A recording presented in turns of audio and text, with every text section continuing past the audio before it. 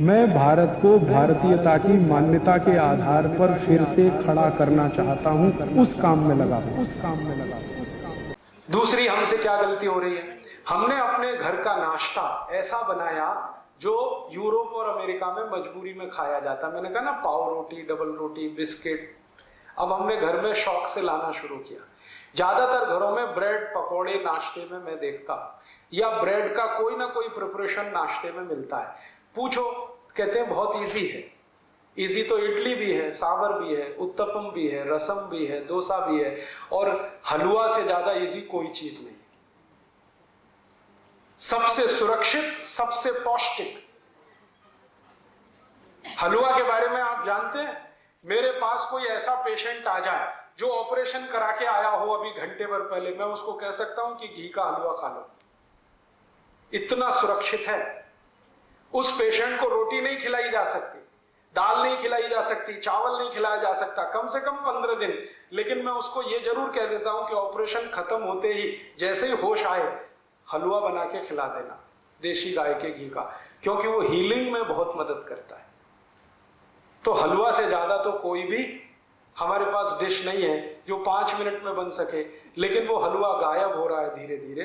पाव रोटी आ गई, डबल रोटी आ गई, बिस्किट आ गया, घर में नूडल्स आ गए, और सवेरे के नाश्ते में ये जरूर है। और आयुर्वेद कहता है कि सवेरे का नाश्ता ही सबसे ज्यादा मजबूत होना चाहिए, उसी में भरपेट हम पाव रोटी, डबल रोटी खिला रहे हैं। कभी कभी बच्चों का बहाना बना देते हैं, जी खाते नहीं वो, आपने खिलाने की आदत नहीं डाली तो वो खाएंगे क्यों? यहां से ही हमारी जिंदगी की गड़बड़ी शुरू हो रही है। और ये सड़े मैदे की पाव रोटी, डबल रोटी आप जितनी खाएंगे, कब्जियत उतनी ही बढ़ेगी। कब्जियत बढ़ेगी तो शरीर की बीमारियां बढ़ने वाली हैं। 103 बीमारियां होती हैं, ये ध्यान रखिए। आज मेरे पास सुविधा नहीं है, अगर एलसीडी प्रोजेक्टर होता तो मैं आपको यहां दिखाता।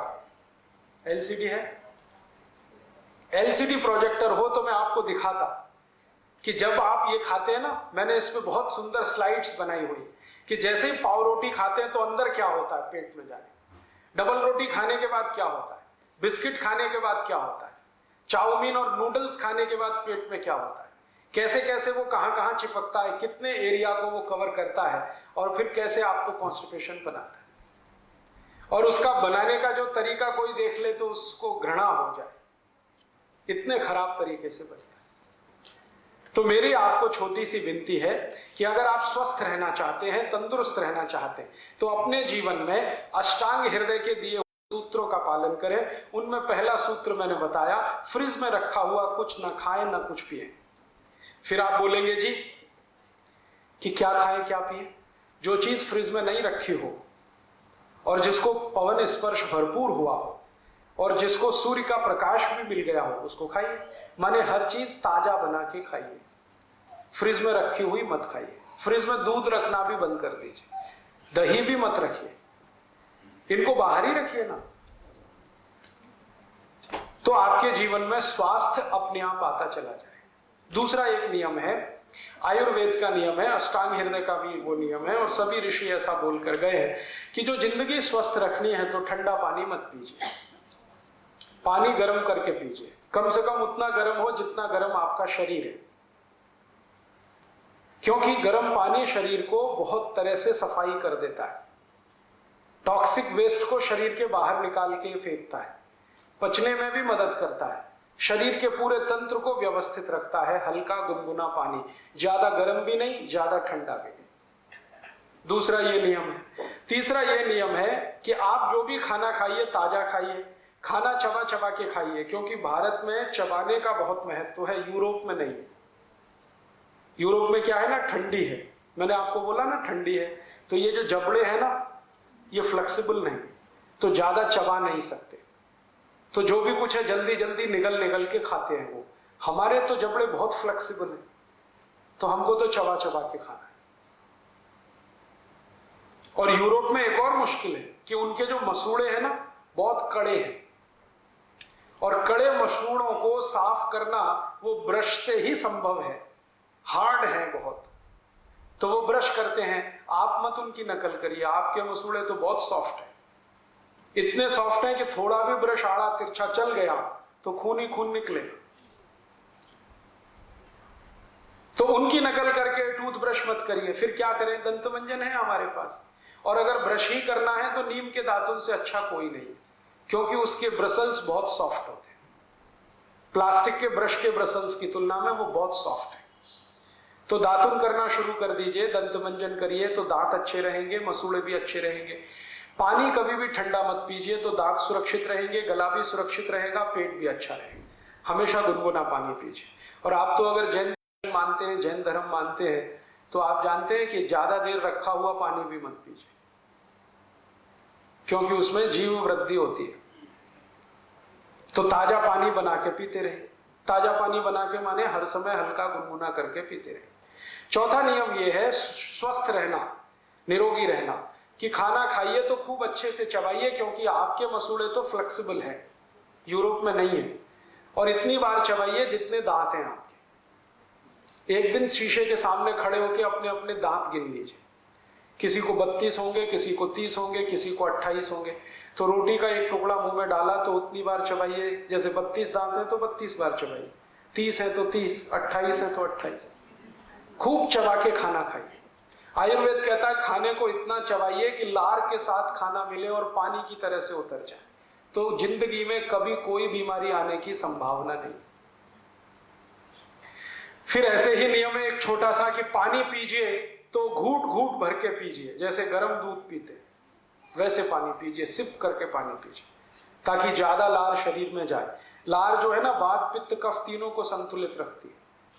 तो घूट घूट पानी पिएंगे तो बहुत लार जाएगी, गट गट गट गट पिएंगे तो बहुत थोड़ी सी जाएगी। एक स्वस्थ मनुष्य को जिंदगी भर स्वस्थ रहना हो तो हर दिन 4.5 से 5 लीटर लार की आवश्यकता है। वो सिप करके ही संभव है। और आप आज से ये शुरू करिए, सिप करके पानी पीना। तीसरे दिन से आपको रिजल्ट मिलेगा। जिनको भी एड़ियों में दर्द है ना, 3 दिन में गायब हो जाए। अगर घुटने में दर्द है ना, 6-7 दिन में ठीक हो जाए। कोई भी जॉइंट्स पेन है, 12-13 दिन में चला जाए। कितनी भी भयंकर संधिवात हो, सिप करके पानी पीजिए। और एक सिप में उतना ही पानी लीजिए, 1 चम्मच के बराबर। उसको थोड़ी देर मुंह में घुमाइए, फिर पीजिए।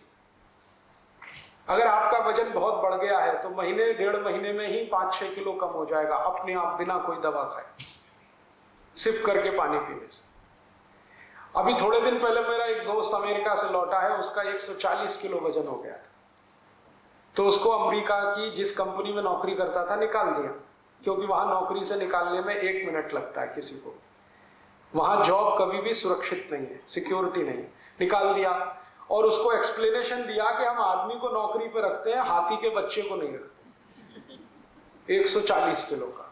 अब वो बेचारा बहुत घूमा, ये डॉक्टर वो डॉक्टर, ये हॉस्पिटल, वजन कम हो जाए, किसी तरह से नहीं हुआ। अब आ गया भारत। एक दिन तो वो जॉन हॉपकिंस में चला गया, तो वहां बोला कि आपकी ऊपर से कुछ खाल चीर देंगे, वजन कम हो जाएगा, मांस काट के निकाल देंगे। अब वो कहे अरे मुझे तो ये नहीं कराना, वापस आ गए। बेंगलोर में रहता है। एक दिन कहने लगा राजीव भाई आप कुछ बताओ। मैंने कहा कुछ मत करो, पानी गुनगुना पियो और सिप करके पियो। अभी 9 महीने से वो ऐसा ही कर रहा है। अब वजन उसका 70 किलो,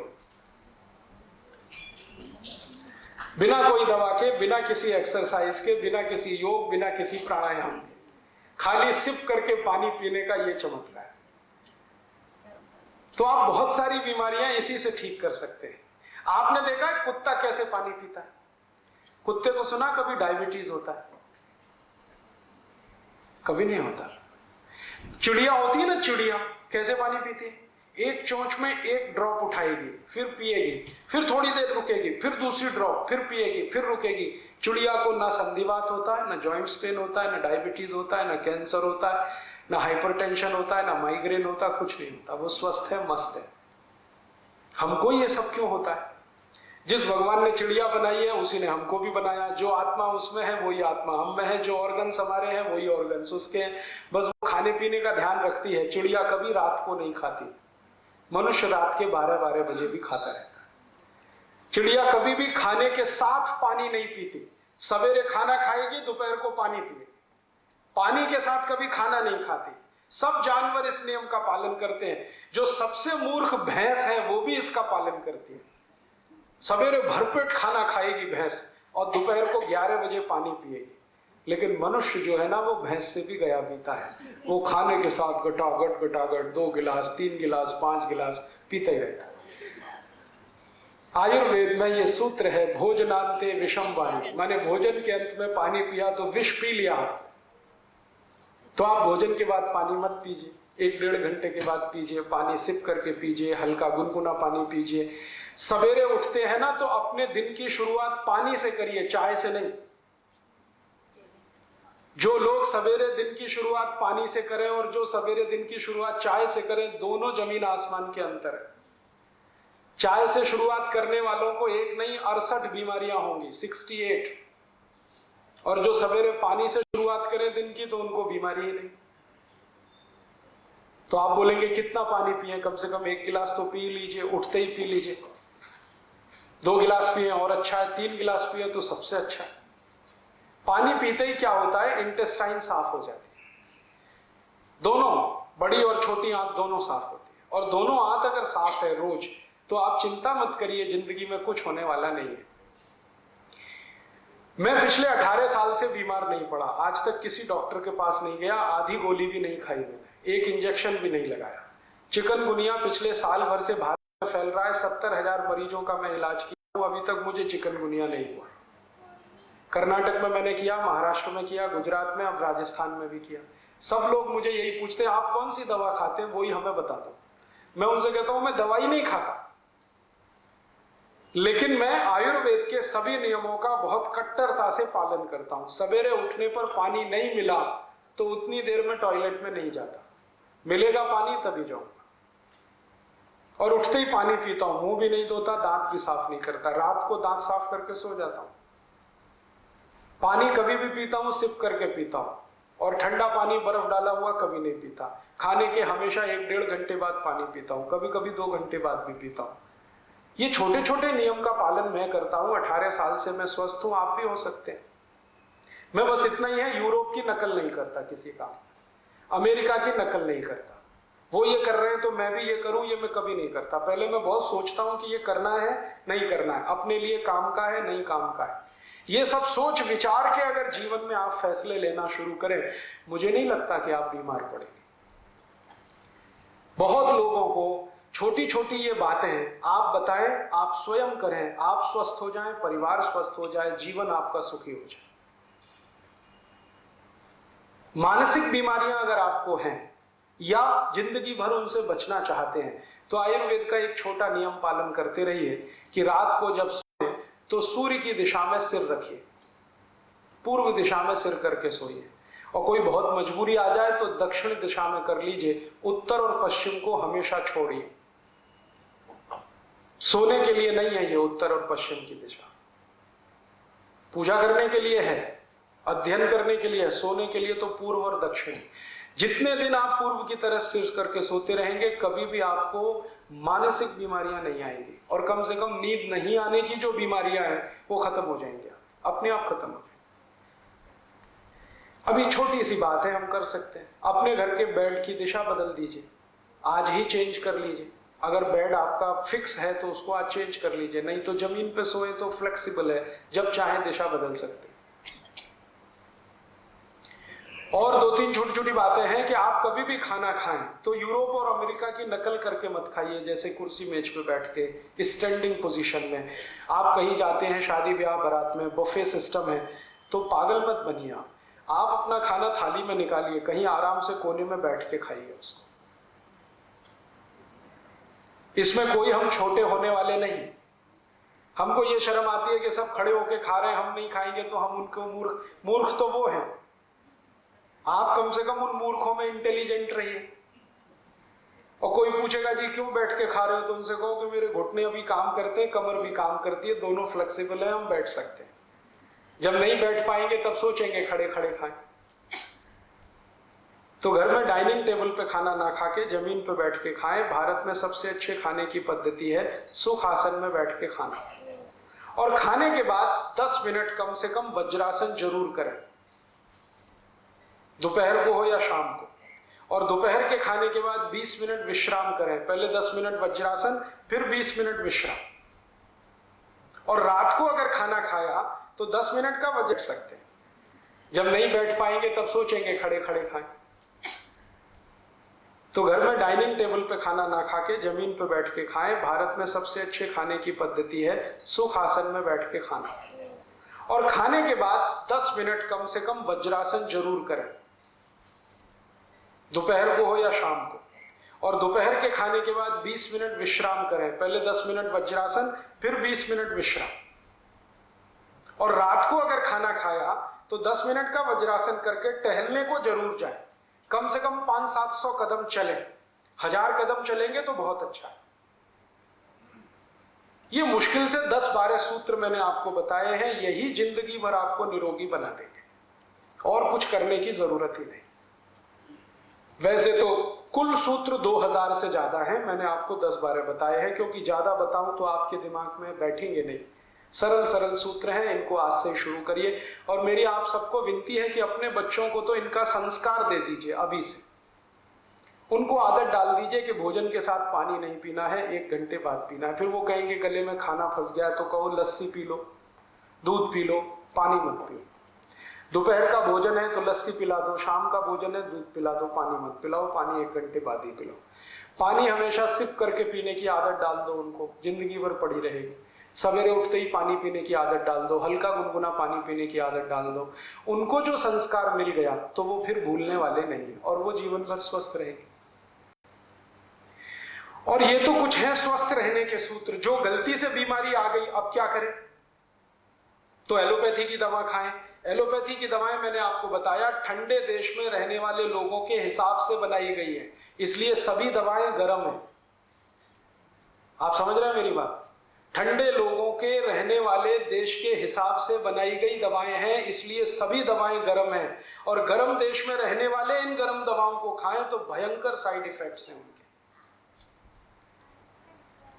अभी मैं पिछले 2-3 दिन से भीलवाड़ा में देख रहा हूं, जिसने भी चिकनगुनिया के लिए एलोपैथी की दवा खाई है अभी तक ठीक नहीं हो रहा है।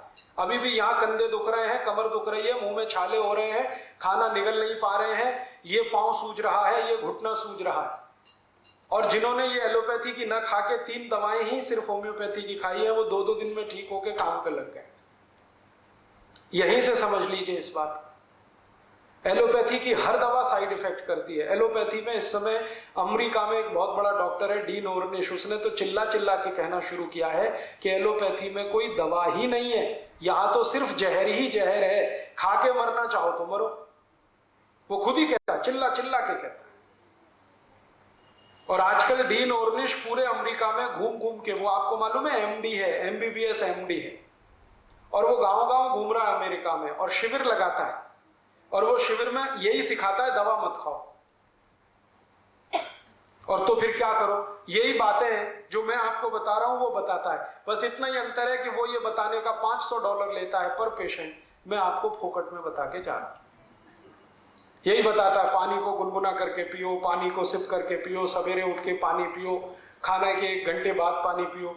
डीन ऑर्निश को एक बार मैंने ईमेल किया, भाई तुमको ये सब पता कैसे चला, क्या तुमने आयुर्वेद पढ़ा? उसने कहा नहीं, अमेरिका में एक भारत से संत आए थे स्वामी शिवानंद, उनसे उसने सीख लिया सब। शिवानंद जी का नाम आप सबने सुना? महान तपस्वी, महान योगी। वो बहुत दुनिया में घूमते रहे और सबको यही सिखाते रहे, आयुर्वेद, योग और प्राणायाम। तो स्वामी शिवानंद के बहुत व्याख्यान उसने सुने डीन ऑर्निश, और सब नोट कर लिया उसने और वो चालू कर दिया। शिवानंद जी ने तो मुफ्त में सिखाया था, वो एक एक पेशेंट से $500 कमा रहा है, करोड़पति हो गया। और स्वामी शिवानंद ने ये जो नुस्खे दिए हैं वो उनके नहीं है, आयुर्वेद के हैं, हजारों साल पहले के हैं। और हजारों साल से अगर ये नुस्खे चले आए हैं तो कोई तो दम होगा, वरना 10-20 साल कोई चीज नहीं टिकती है दुनिया में। तो इनमें बड़ा दम है, इन्हीं का पालन आप करिए। मैं भी यही करता हूं, इसलिए बीमार नहीं हूं। आप भी करेंगे, आप भी स्वस्थ रहे। तो एक तो हिस्सा है स्वस्थ रहने का, दूसरा हिस्सा है जो गलती से बीमारी आ गई तो क्या करें? तो एलोपैथी की दवा तो बिल्कुल मत खाइए, कोई भी बीमारी आए, चाहे कैंसर ही क्यों ना आए।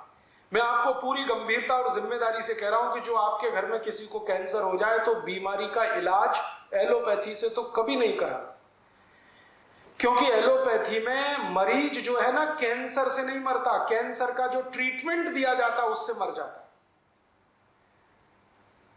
कीमोथेरेपी होती है ना, आधा मर तो वैसे ही जाता है वो कीमोथेरेपी।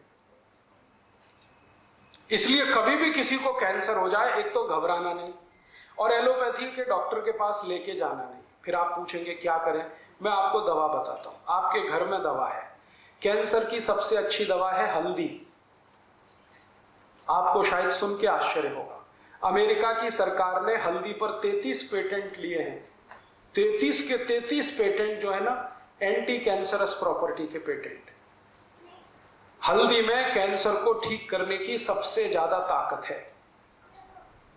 लेकिन हल्दी लेना कैसे है? हल्दी दो तरह से आती है, एक तो सूखी हल्दी है, एक तो आती है ताजा हल्दी, अदरक जैसी। वो ही हल्दी कैंसर की दवा है, ताजा हल्दी। ताजा हल्दी लेना, उसकी गांठ को पीसना, चटनी बनाना, चटनी बना के कपड़े में निचोड़ना तो रस निकल आए, वो रस पिलाना है जो भी मरीज को कैंसर है। हल्दी में क्या है? हल्दी में एंटी कैंसरस जो मेडिसिन है उसका नाम है करक्यूमिन। भगवान ने ये सबसे ज्यादा हल्दी में ही दी है, और इस करक्यूमिन के कारण ही हल्दी का रंग पीला होता है। वरना अगर ये करक्यूमिन ना हो हल्दी में तो रंग पीला नहीं होगा, वो अदरक जैसी ही रहेगी। तो ये करक्यूमिन नाम का केमिकल है जो एंटी कैंसरस है, और इसी की प्रॉपर्टीज पे अमेरिका में पेटेंट है। तो आपके घर में कोई भी कैंसर पेशेंट है तो उसको हल्दी का रस दो, सवेरे सवेरे खाली पेट दो, 2-3 चम्मच दे दो। शुद्ध अगर शहद मिलता हो तो उसमें मिला के दे दो, नहीं तो थोड़ा गुड़ मिला दो, नहीं तो खाली दे दो। और उसके साथ और एक चीज अगर दे सकें, देशी गाय का मूत्र, क्योंकि देशी गाय के मूत्र में भी वही प्रॉपर्टी है जो हल्दी में, उसमें भी गुणधर्म एक ही है। तो देशी गाय का मूत्र आधा कप और हल्दी का रस 2-3 चम्मच सुबह सुबह 1 घंटे के अंतर पे जो आपने दिया, आप देखना इतना अद्भुत परिणाम आता है। कई गले के कैंसर के मरीज मैंने सिर्फ यही 2 दवा से ठीक किए, गले के कैंसर के, पेट के कैंसर के, बहुत आसानी से ठीक होता है। और ये दोनों ही चीजें आसानी से हर जगह उपलब्ध है। बस इसमें सावधानी एक ही है कि देशी गाय का ही गोमूत्र लगता है, जर्सी का नहीं, विदेशी गाय का नहीं। और देशी गाय का मूत्र लेते समय ध्यान इतना रखना कि वो गाय गर्भवती ना हो, गर्भावस्था में है तो उसका मूत्र नहीं लेना, बस इतना ध्यान रखना। माने गाय की बछड़ी का लेना कभी भी, आसानी से ठीक होने वाली बीमारी। कैंसर के ठीक होने में बहुत बार आसानी है, लेकिन इसका दुष्प्रचार इतना हुआ है कि सब डर जाते हैं और घबरा जाते हैं। और डरने और घबराने के बाद होता क्या है कि तुरंत डॉक्टर के पास जाके ऑपरेशन करा लेते हैं, और सब वैज्ञानिक कहते हैं कि जो कैंसर को ऑपरेट कर दिया तो कभी ठीक होता नहीं, पेशेंट भी जाता है, पैसा भी जाता है। आयुर्वेद तो ये कहता है कि शरीर में सभी गांठ कैंसर नहीं होती, आप ध्यान रखना इस बात का। हमारे शरीर के किसी हिस्से में कोई गांठ हो जाए तो तुरंत हमें शक होने लगता है कि जी कहीं कैंसर तो नहीं हो गया। डॉक्टर कई बार आपकी अज्ञानता का फायदा उठाते हैं, थोड़ी सी भी गांठ कहीं हो गई, डॉक्टर कहते थे अरे ये तो ट्यूमर है, कैंसर हो सकता है, आप घबरा जाते हैं। तुरंत डॉक्टर कहता है इस गांठ को कटवा के निकलवा दो। अगर वो कटवा दिया तो जरूर कैंसर हो जाएगा। और आयुर्वेद ये दावे से कहता है कि जो गांठ शरीर में बनी है वो घुलती भी है, आप उसका एंटी करो, जिस कारण से गांठ बनी है उसका उल्टा काम शुरू कर दो, वो घुल जाएगी, अपने आप ठीक हो जाएगा। उसके लिए दवाएं हैं, बहुत अच्छी दवाएं हैं, घर घर में वो आसानी से उपलब्ध है। कोई भी गांठ शरीर के किसी हिस्से में हो गई हो ना, तो सबसे अच्छी दवा है चूने का पानी। गांठ जो बनती है ना कैल्शियम की कमी से बनती है, और चूने में भरपूर कैल्शियम, सबसे सस्ता कैल्शियम का स्रोत है। माताओं बहनों में वक्षस्थल पर जितनी भी गांठें बनती हैं, ब्रेस्ट में ट्यूमर्स, वो सब आसानी से डिसॉल्व होते हैं। चूने का पानी है, 2-3 चम्मच ले लो, दही में मिला के खाओ सवेरे सवेरे खाली पेट, बहुत आसान है। नहीं तो चूना ही खाओ। अब चूना खाने का तरीका क्या है? पान में चूना लगा के खा लो, दही में चूना मिला के खा लो, पानी में चूना मिला के पी लो, ये सब तरीके हैं। लेकिन करना है ये सब सवेरे सवेरे। आयुर्वेद की सभी दवाएं खाली पेट सबसे ज्यादा काम करती है। अब तीसरी बीमारी बताता हूं, डायबिटीज हो गई, बहुत हो रहा है आजकल गांव गांव। तो आप इंसुलिन लेते हैं, इंसुलिन बहुत खतरनाक है। इंसुलिन के बारे में सब डॉक्टर कहते हैं कि जो इसकी डिपेंडेंसी हो गई आपको, तो ये लेके ही जाएगी आपको दुनिया से। क्योंकि इंसुलिन बार बार लेने से किडनी खराब होती है, लीवर भी डैमेज होता है, और जो इंसुलिन लेने लगता है ना उसको कुछ भी हो जाता है, ब्रेन हेमरेज हो सकता है, ब्रेन स्ट्रोक हो सकता है, हार्ट स्ट्रोक हो सकता है, पैरालिसिस हो सकता है, कुछ भी हो सकता है, आंखों की रोशनी चली जाती है। तो आप कभी भी ये इंसुलिन पे निर्भर मत करो डायबिटीज के किसी भी पेशेंट के लिए। फिर आप बोलेंगे क्या करें, आपके घर की दवाएं हैं जो आयुर्वेद से आई हैं, उनका उपयोग करो। सबसे अच्छी दवा है मेथी का दाना, सब घर में है। तो जिनको भी डायबिटीज है उनको बोलो कि 2 चम्मच मेथी का दाना रात को पानी में डालें, सवेरे उठ के पानी को घूंट घूंट से पिएं और मेथी के खाएं। बहुत सरल इलाज है, 3 महीने में आप देखोगे शुगर नॉर्मल रहेगी। लेकिन शुगर नॉर्मल हो जाए तो ये मतलब नहीं है कि मेथी का दाना छोड़ देना, आगे कभी भी ना हो भविष्य में, थोड़े दिन खाते रहो। और जो और ज्यादा शुगर है, मेथी के दाने से नहीं मिट रही है, तो एक छोटा काम करो कि मेथी का दाना खाया, उसके आधा पौना घंटे के बाद करेले का थोड़ा रस पी लो, आधा कप, बहुत जल्दी ठीक हो जाएगा। और अगर इन दोनों से भी कब्जे में नहीं आ रही है, कंट्रोल नहीं हो रही है शुगर, तो तीसरा और आखिरी उपाय करो, जामुन की गुठली का पाउडर बना लो, वो चम्मच भर के गर्म पानी से फंकी ले लो, खाने के आधा घंटे पहले या आधा घंटे बाद। ये 3 एक साथ करो तो गारंटी से शुगर ठीक। बहुत आसान इलाज है, कोई साइड इफेक्ट नहीं है, कोई खर्चा भी नहीं है, ये सब चीजें घर में मौजूद है। जामुन तो सबसे सस्ता फल है, मौसम के समय में जामुन की गुठली खरीदो तो शायद 1 रुपए में 5-7 किलो या 10 किलो मिल जाएगी, सुखा के कूट पीस के पाउडर बना के रख लो। ऐसे ही अगर आपको जॉइंट्स पेन बहुत होता है, घुटने में दर्द है, एड़ी में दर्द है, कमर में, तो भी मेथी दाना अद्भुत काम करता है, क्योंकि वात से होने वाली कोई भी बीमारी में मेथी दाना अद्भुत काम करता है। और जॉइंट्स पेन सब वातज बीमारियां हैं, वात की होने वाली बीमारी, सब घर में मेथी दाना है। एक मेथी दाने को मैंने 48 बीमारियों में उपयोग करके देखा है, बराबर काम करता है। गंभीर से गंभीर बीमारी और आसान से आसान बीमारी में काम है मेथी दाने का। एक बहुत गंभीर बीमारी अक्सर माताओं बहनों को होती है। कोई माँ अगर गर्भावस्था में है तो बच्चा उत्पन्न होने के बाद उसका गर्भ अपने स्थान से खिसक जाता है, जिसको यूट्रस डिस्प्लेसमेंट कहते हैं, गर्भाशय का अपने स्थान से खिसक जाता है। अब डॉक्टर के चक्कर में अगर आप फंसे तो वो तो क्या बोलता है कि ये तो अब खिसक गया अपने स्थान से, तो इसको काट के निकाल दो।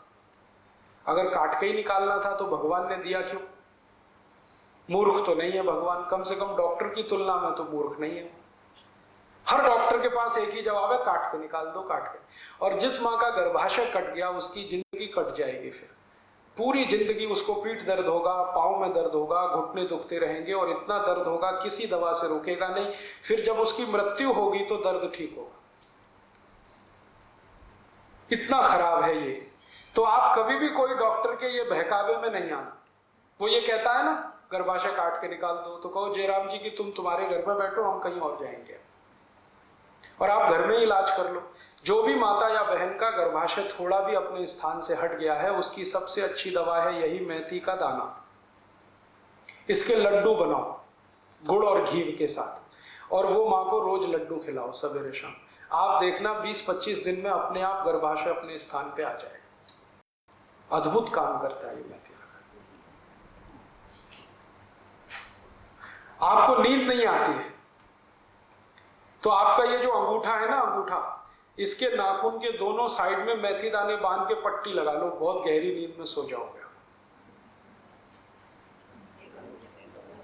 अंगूठे के नाखून जहां खत्म होते हैं उसके नजदीक मेथी दाना रखो और टेप लगा लो दोनों तरफ, और आप देखो कितनी गहरी नींद आती है।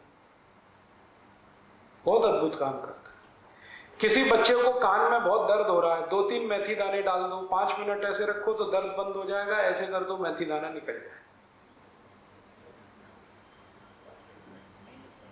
मैंने बताया आपको 48 बीमारियों में प्रयोग किया मेथी दाना, कभी भी ये ना नहीं बोलता, रिजल्ट हमेशा देता है।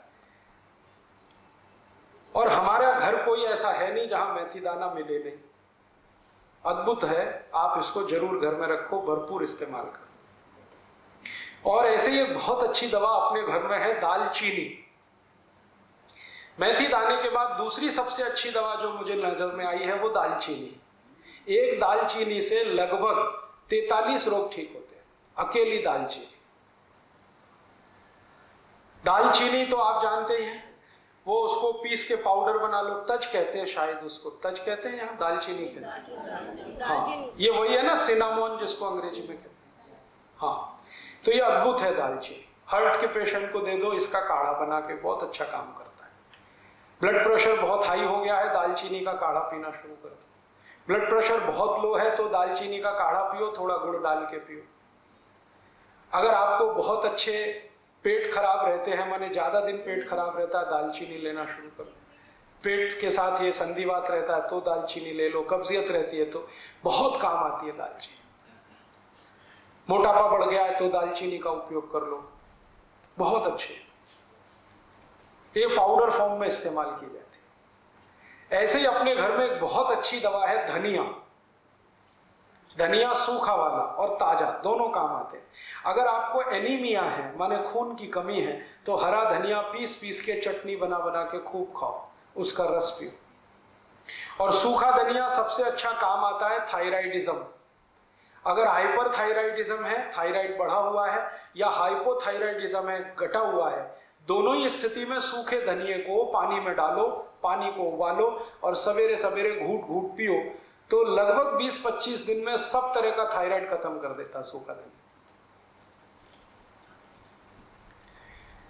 ऐसे ही आपके घर में बहुत अच्छी दवा है काला नमक और सेंधा नमक। आपको तो मेरी विनती है कि आप घर का नमक बदल दो अपना। पहले तो ये पिसा हुआ तो लाना बंद कर दो, आप या तो सेंधा नमक लाओ नहीं तो काला, और वो डेले वाला लाओ। और सब्जी में नमक सब्जी बनाते समय डालो, सब्जी बनने के बाद नमक कभी मत डालो, क्योंकि सब्जी बनने के बाद नमक डाला तो वो जहर जैसा काम करता है। दाल बनने के बाद नमक डाला तो जहर जैसा काम करता है। और एक परंपरा बंद कर दो ऊपर से नमक डाल के खाने की। अगर कोई दिन आपको ऐसा लगता है कि नमक कम है तो कम नमक का ही खा लो, ये ऊपर से डाल के खतरनाक है। इसमें क्या होता है, दो चीजें होती हैं। एक तो जिसने बनाया है खाना उसका अपमान कर रहे हैं आप, उसको ये सिग्नल दे रहे हैं कि देखो तुमने नमक बराबर नहीं डाला है। भले आप बोले या ना बोले, उसको ये हर्ट तो करने ही वाला है, तो उसका अपमान कर रहे हैं और अपने शरीर का भी नाश कर रहे हैं। तो ऊपर से नमक डाल के तो खाना बिल्कुल बंद कर दो। थाली में नमक रख के बैठना, नमक जितना डालना है सब्जी बनते समय, माने उबलना चाहिए, नमक डलने के बाद उसमें उबाल आना चाहिए। ऐसे ये बुरक के खाना, ये तो बहुत खराब है। जैसे हम सलाद पे कई बार नमक बुरक के खाते हैं, ये बंद कर दो।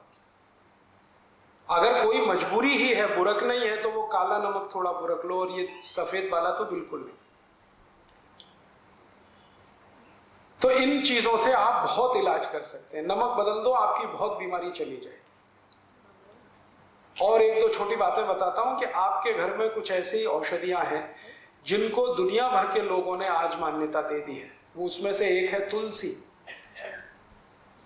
अगर तुलसी आपके घर में है, श्याम तुलसी घर में है जिसके पत्ते गहरे हरे होते हैं, तो आपके घर में सब बीमारियों का इलाज है। इस तुलसी के पत्ते का काढ़ा बना के जो भी पी लेगा उसको कभी चिकनगुनिया हो नहीं सकता, ये गारंटी मैं देता हूं।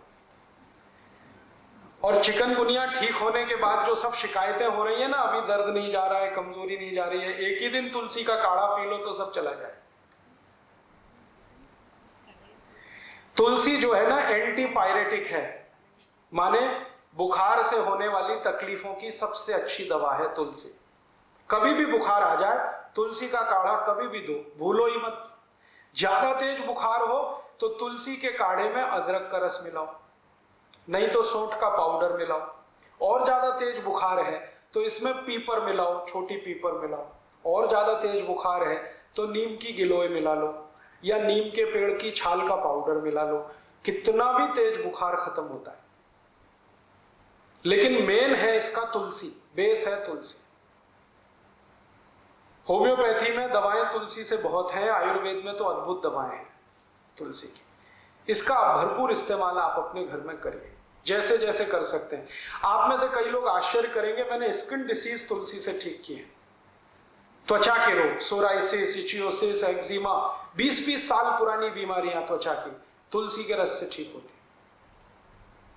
अद्भुत है तुलसी, आप रखो इसको घर में बराबर। और ऐसे तुलसी के जैसी ही एक बहुत अच्छी चीज है पुदीना, वो भी बने तो गमले में कर लो घर में। और इन दोनों से बराबर ही अच्छी एक चीज है एलोवेरा, ग्वारपाठा। जरूर रखो अपने घर में। ग्वारपाठे का रस अद्भुत काम करता है, त्वचा की बीमारियों में काम करता है, पेट साफ करने में काम आता है। कान में कितना भयंकर दर्द हो, ग्वारपाठे का रस थोड़ा गर्म करके एक ही बूंद टपकाओ, 3 सेकंड में दर्द खत्म कर देता है, विदिन 3 सेकंड्स। इंजेक्शन से भी तेज गति से काम करता है। किसी स्त्री और पुरुष को नपुंसकता की शिकायत हो, ग्वारपाठा बिल्कुल ठीक कर देता, कंप्लीट क्योर करता है। शरीर को ताकत बढ़ानी हो, बहुत कमजोरी लग रही हो तो ग्वारपाठा अद्भुत काम करता है। बाल बहुत झड़ते हो, गुच्छे के गुच्छे निकलते हो, ग्वारपाठे का रस बाल में लगाओ, जैसे तेल लगाते हैं, 1 घंटे के बाद धो लो तो बाल झड़ना बंद करा देता है। बाल ज्यादा काले रखने हैं तो ग्वारपाठा सप्ताह में 1 दिन लगाते ही रहो, रस के रूप में, अद्भुत काम करता है। आंखों की रोशनी बढ़ानी हो तो ग्वारपाठे को इस्तेमाल कर सकते हैं, पीने के रूप में ले सकते हैं। बच्चों को फोड़े फुंसियां बहुत होती हैं, 1-1 चम्मच ग्वारपाठे का रस 3-4 दिन पिला दो तो सब फोड़े फुंसियां होना बंद। गर्मियों में घमौरियां बहुत हो जाती हैं तो ग्वारपाठे का इस्तेमाल कर सकते हैं। मनुष्यों में, पुरुषों को एक बहुत खराब बीमारी होती है, उसको बार्बर सिचिंग कहते हैं। दाढ़ी बनाओ ना, उसके बाद लाल लाल फुंसियां हो जाती हैं, उनको बोलो कि ग्वारपाठे का रस लगा के फिर शेविंग करें तो कभी ये तकलीफ नहीं आती। बहुत अच्छी दवा है, घर में है, आप लगा सकते हैं। घर में भी हो सकता है, खेतों में भी हो सकता है। एक दिन मैंने ये सब गिना तो 108 दवाएं हमारे रसोई में हैं, 108, और इनसे हर बीमारी ठीक हो सकती है। कहीं घर के बाहर जाने की जरूरत ही नहीं है। और मैं तो सबको चिल्ला चिल्ला के कहता हूं कि आप बीमारी से नहीं, डॉक्टर से बचो। बीमारी खतरनाक नहीं है, डॉक्टर खतरनाक। एक बीमारी से दूसरे में फंसाएंगे, दूसरे से आपको तीसरे में ले जाएंगे, ठीक ही नहीं होने देंगे। और आजकल डॉक्टर जो दवाएं आपको खिलाते हैं ना, वो दवा अपनी माँ बहन को कभी नहीं खिला सकते, ऐसी दवाएं आपको खिला देते हैं।